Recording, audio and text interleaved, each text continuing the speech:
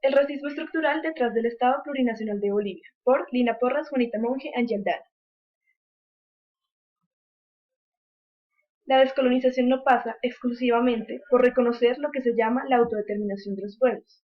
Una vez que ya están atravesados unos por otros, la descolonización pasa por construir algo juntos, que vaya eliminando las formas de discriminación entre ellos y al interior de cada una de estas formas sociales. Luis Tapia, filósofo boliviano. Es importante hacer una contextualización para tener en cuenta el panorama dentro del cual se desarrolla el problema. Evo Morales fue elegido como presidente en el año 2005, como representante del partido político MAS. Su elección es un hecho sin precedentes en el país, ya que este hace parte de la comunidad indígena aymara y durante mucho tiempo luchó con los grupos cocaleros. Ahora bien, en 2009 se crea una asamblea constituyente y posteriormente se establece la Constitución del 2009 en la que el país se declara como Estado plurinacional. Todos estos hechos estuvieron precedidos por varios acontecimientos marcados fundamentalmente por las luchas de movimientos indígenas que buscaban su reivindicación ante la exclusión de la que históricamente habían sido víctimas. Así, aunque el Estado haya tenido intentos de reconocer la diversidad cultural de la nación, principalmente a través de mecanismos institucionales, se demuestra que aquellas instancias cumplieron de manera insuficiente las peticiones de los grupos.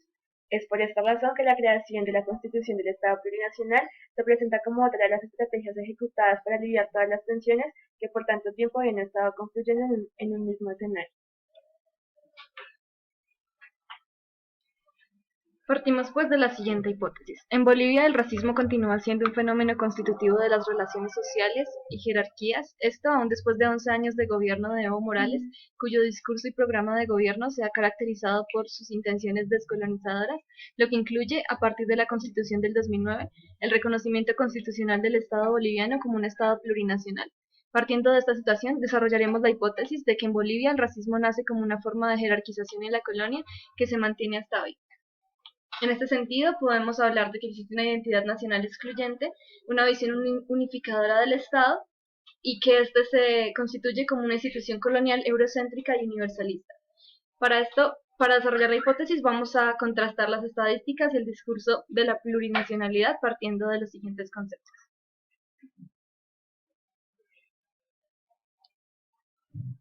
En un primer lugar, es indispensable iniciar exponiendo una concepción de racismo que resulte apta para nuestro análisis. En este sentido, entendemos el racismo como un ente discursivo, una construcción, una ideología y una práctica sociales, que postulan que en términos biológicos una raza es superior a las demás. Este es un resultado histórico que se construye en base a las necesidades e intereses sociales. Está adaptado a diferentes concepciones de verdad, de validez, de moral y de poder. Estos significados discursivos dan lugar a prácticas segregacionistas y discriminatorias.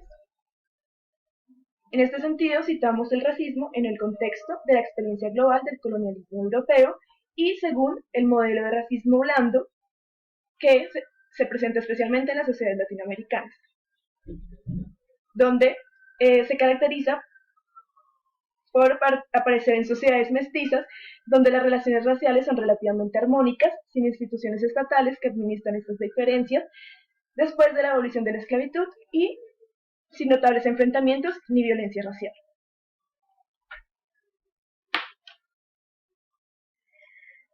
Ahora bien, la estructura colonial es un concepto elaborado por Mariátegui, el cual intenta dar cuenta de la causa principal del posicionamiento del indígena frente a las prácticas y el discurso. Esto identifica que la subsistencia de un modelo colonial asentatario es la que determina directamente la manera en la que se relaciona el indígena con las formas de trabajo y de propiedad. Sin embargo, esto también se ve reflejado en lo social. Por lo tanto, es fundamental pensar el problema a partir de las estructuras de dominación que se siguen desarrollando. Así pues, aunque las soluciones deban ser económicas y sociales, estas difícilmente podrán ser llevadas a cabo mientras persisten estructuras coloniales en todos los ámbitos. Trabajamos además el concepto de colonialidad del poder desde Aníbal Quijano, quien plantea este concepto como un patrón de poder que tiene como fundamento la raza, la cual tendrá el papel de naturalizar las relaciones coloniales de dominación, donde determinadas razas asumen roles de subordinación. Esto implica una racionalidad específica conocida como eurocentrismo. En este sentido, el Estado-nación se legitima en la identidad eurocéntrica fundada por dualismos como lo europeo o lo no europeo. Acá toman relevancia los conceptos de ciudadanía, ya que implica una igualdad para agentes diferentes, y el de democracia. Finalmente, podemos decir que el racismo se instituye como una de las manifestaciones más claras de la colonialidad del poder.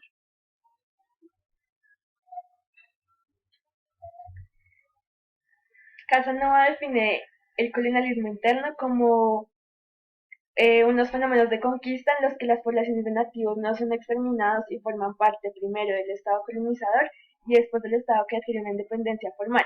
Por lo tanto, estas poblaciones y otras minorías son colonizadas por el Estado-nación y sobre ellas se reproducen patrones equivalentes o similares a los del colonialismo a nivel internacional. De esta forma es como se siguen manteniendo aquellas relaciones jerárquicas que caracterizaron el periodo colonial estrictamente y que determinaron la superioridad de los que son considerados como una raza superior, aspectos que siguen reproduciéndose dentro del Estado.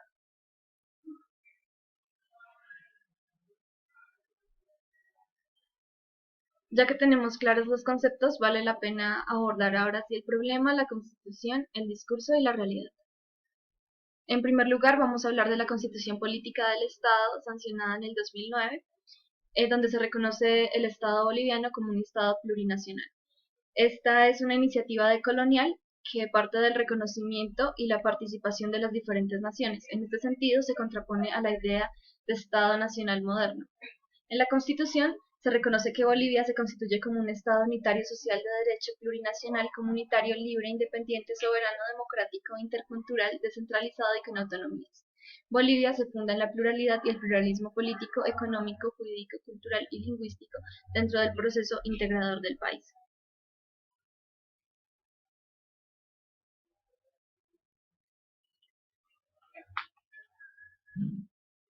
En este orden se han presentado una serie de contradicciones entre el contenido de la Constitución y la realidad.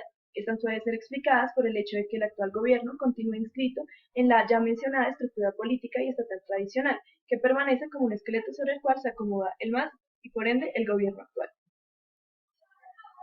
Para evidenciarlas, hicimos uso de una de las estadísticas que dan cuenta del mantenimiento de las jerarquías sociales y del colonialismo interno. En este sentido, obtuvimos varios resultados. Las cifras reflejan el impacto positivo de las políticas estatales dirigidas a reducir la pobreza entre los sectores tradicionalmente excluidos de la sociedad, teniendo en cuenta que estas tendencias generales reflejan una importante reducción de la pobreza. Se puede esperar que la reducción de la pobreza entre la población indígena sea una tendencia que se mantiene hasta la actualidad. En cuanto al Gini, se evidencia que el mantenimiento de las brechas entre la población indígena y la no indígena aún se mantiene, sin embargo ha disminuido. En lo que respecta al nivel de educación de la población, una de las políticas banderas para la reducción de las desigualdades del gobierno de Morales, se revela que hay un aumento significativo en la alfabetización de la población indígena, aumento que incluso es mayor que el de la población no indígena.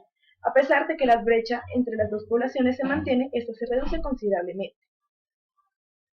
Finalmente, entre el 2000 y el 2003, el índice de movilidad social para Bolivia fue uno de los más altos en América Latina, donde uno de los avances más significativos para este periodo se registraron entre la población indígena.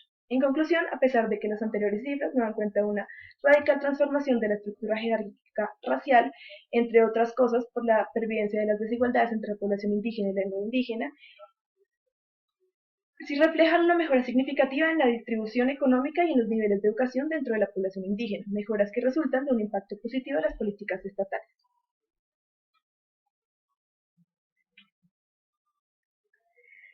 No obstante, así hayamos encontrado mejoras socioeconómicas en la distribución y en varios aspectos fundamentales, podemos dar cuenta de dos puntos que también son claves y que nos pueden dilucidar la situación en la que se encuentran los indígenas, que de esta forma podemos considerar que van en contra de sus cosmovisiones principales.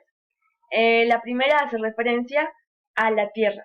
Si bien en la Constitución se afirma que hay un reconocimiento de las formas de propiedad pública, privada, corporativista y comunal, teniendo en cuenta las diferentes disputas y exigencias, encontramos que aún en 2014 los conflictos por la tierra y los recursos naturales siguen siendo una constante difícil de ignorar. Hay un 46% de conflictos por la tierra y un 21% por recursos naturales. Esto se debe en parte a la permanencia de una economía de carácter neoliberal en la cual se siguen ejecutando proyectos mineros y de carácter extractivista, Por lo tanto, es muy eficiente que en los conflictos por la tierra los principales demandados sean el gobierno y las empresas mineras. De la misma forma, a pesar de haber nacionalizado los hidrocarburos, estos siguen en función de unos mercados externos que pueden llegar a pasar por encima de las mismas propiedades comunitarias. Esto también choca con la concepción del buen vivir, que más bien gira en torno a una alternativa a las ideas de desarrollo modernas y se basa en conceptos de bienestar colectivo, que no se pueden reducir a simples beneficios económicos. En cuanto a la participación, encontramos que las formas de representación y de gobierno no comprenden otras formas de organización mediante las cuales han participado los indígenas dentro de sus comunidades, como asambleas, cabildos, etc., y se reducen más bien a la representación presidencial y por parte de los partidos. En contraste con esto, podemos observar el discurso plurinacional, donde se destaca el componente de la soberanía nacional, mediante la que se pretende una revolución democrática y cultural que elimine las formas de discriminación y tienda a valorar la identidad propia. En este punto hay dos visiones que vale la pena destacar y son las del presidente Evo Morales y el vicepresidente Linera. En un primer momento hay que mostrar que en el censo del 2012 se refleja una disminución de la población indígena, aproximadamente en un 20% con respecto al censo del 2001, lo que fue entendido por muchos analistas como un golpe político, donde no se reconocía la identidad boliviana como indígena y por tanto se deslegitimaba toda la construcción discursiva del Estado plurinacional. Sin embargo, ante esto Linera se manifestó diciendo que el mestizo no era una categoría colonial y que por tanto no podría ser la base de la identidad nacional, pues los mestizos no tenían identidad propia en el país. Por otro lado, Evo Morales apeló a un análisis en clave colonial, diciendo que este fenómeno correspondía a un desclasamiento y a un aumento de la mentalidad colonizada que seguía ligando los conceptos de clase y de raza. Acá podemos tener en cuenta cómo se mantiene la perspectiva dualista y binarista del conocimiento particular del eurocentrismo, donde se contrapone lo indígena y lo mestizo en el discurso plurinacional.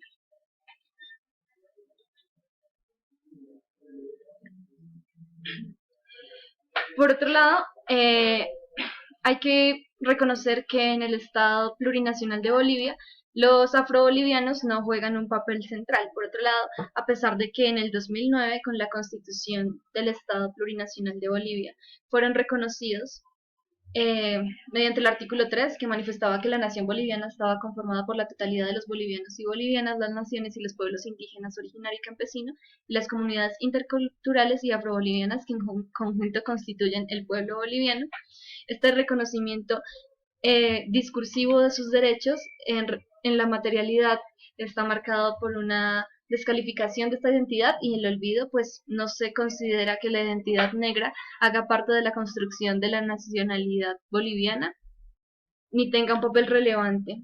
A pesar de esto, existe una ley contra el racismo que fue sancionada en el 2010, pero aún así los negros no existen como parte del imaginario de la nación boliviana y por el contrario, aunque no representan un gran porcentaje, ya que solo son el 0,58% de la población, su identidad es borrada en medio de un país que reivindica únicamente una tradición indígena.